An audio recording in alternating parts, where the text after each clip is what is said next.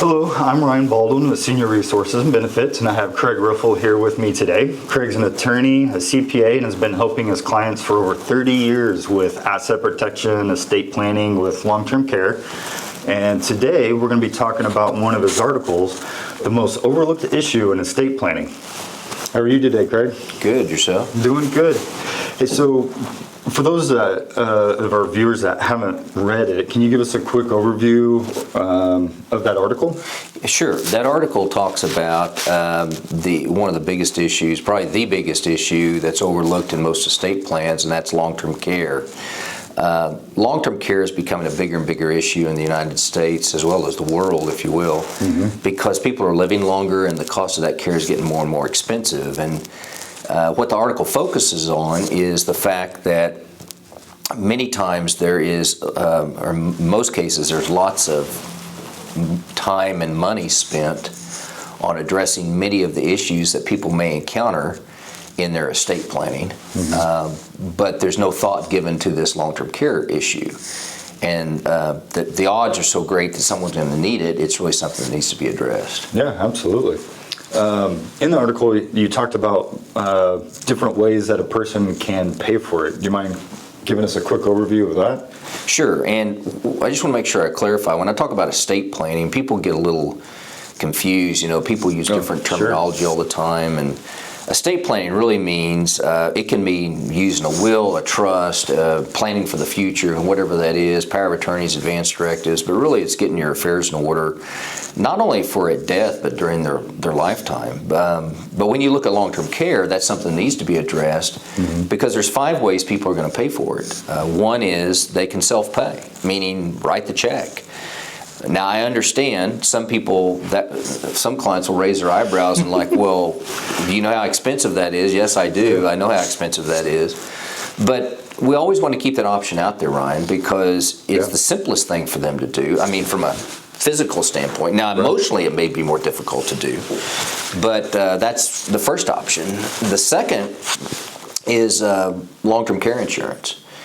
And we don't sell, I'm not a licensed agent, and SRB doesn't sell any kind of insurance, but that is an option that's there.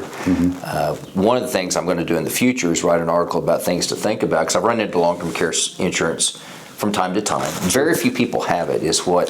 It's harder and harder for them to get as well. Well, that's what I'm hearing, and you know, people will almost, when I ask them if they have long-term care insurance, they'll almost kind of sheepishly or in a guilty type of frame mind say, no, I don't.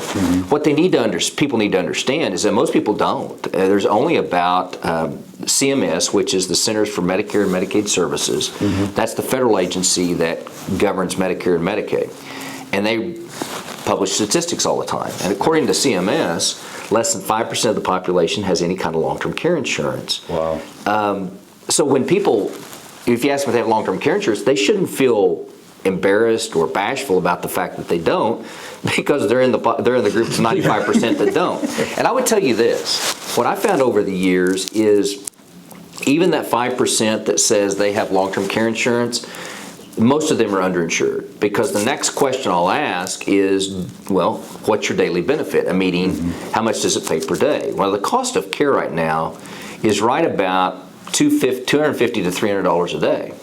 And they'll come back and they'll say, well, it pays, first of all, a lot of them don't know, but then when they do, they'll look and come back and say, well, it pays $50 a day or $75 a day. Well, that tells me they bought a policy years ago and they didn't have an inflation rider on it, hadn't kept up with inflation. So long-term care insurance is the second. So you've got self-pay, you got long-term care insurance, and then you've got, there's a veterans benefit called aid and attendance.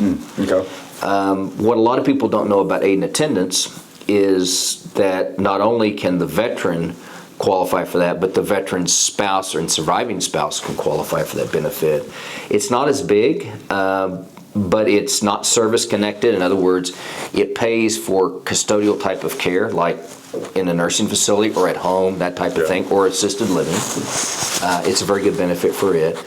But the person needing the care, whether it be the veteran or the spouse, doesn't have to need care because of a disability that was received during service. Okay. And so it's a very good benefit for it. And then the fourth is Medicaid, which I know I've written a lot on it, and we're going to talk more about it in future segments, but it's a very misunderstood benefit. Absolutely. Many people think that you can't own any assets and qualify for Medicaid, or that you have to do a plan in a certain way. And there's so many myths about Medicaid, and I'm trying to publish those. Yeah. And then the fifth is a combination of those.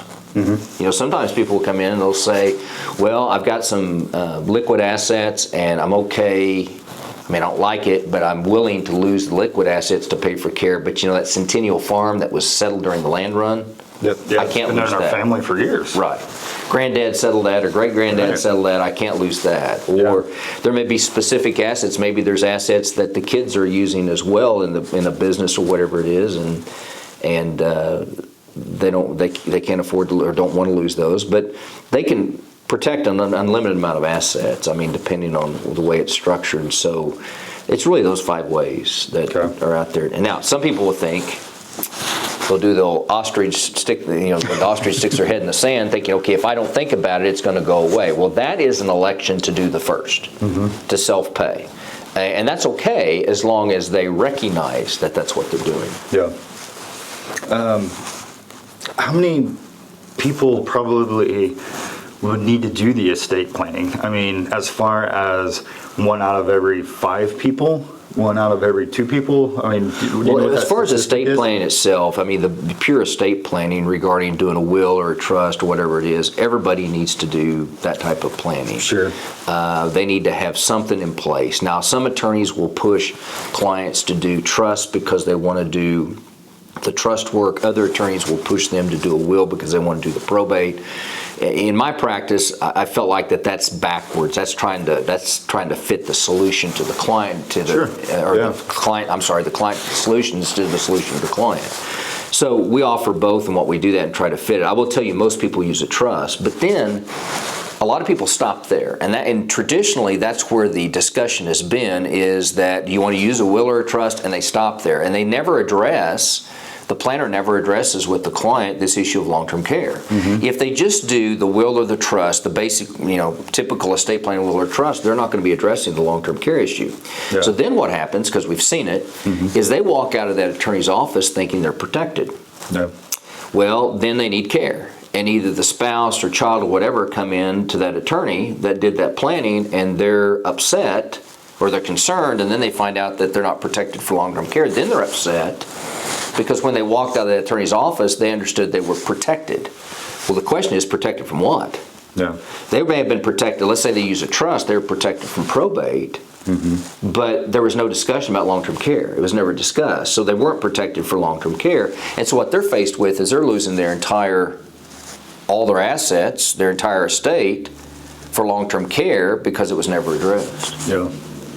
Now, as far as how many people go into long-term care or need long-term care? CMS publishes that 1 out of every 2 people need some kind of long-term care. Okay.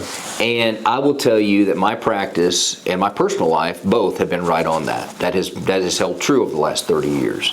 I'll have some married couples where neither one need care. I'll have some married couples, they both need care. I'll have maybe this single person will need care and the next one won't, or vice versa. There may be whatever it is. My family was that way. Yeah. My parents are now deceased, but before they died, Mom had cancer, and she did not need care. She was still good up until the time, physically she wasn't, but up to the time she died.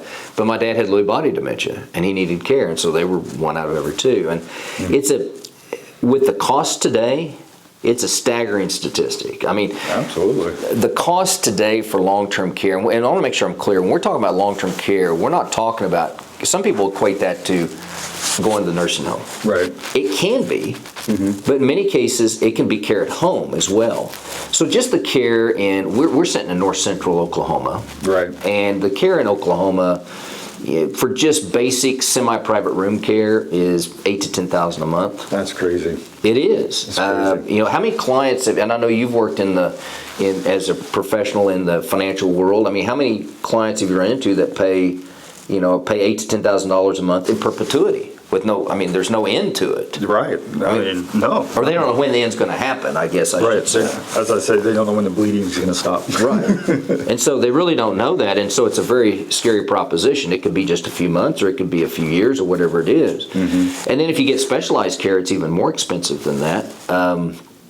It depends on if it's private room care, which they can still receive all those benefits and be in a private room. Mm-hmm. It's a little more expensive than that. And so it's a very big financial issue. Mm-hmm. That is just being overlooked. And quite frankly, I get the question all the time, and I can see you're wondering, well, why don't people address it? It's just something that, Medicaid is something that's not taught in law school. We don't have a Medicaid class. We're taught constitutional law and contracts and torts and stuff like that. We don't have a Medicaid class. And when I got out, it's something you have to self-teach yourself. And it's not easy to do. Once you do it, though, it's like anything else. But you have sure it's a constant change as well.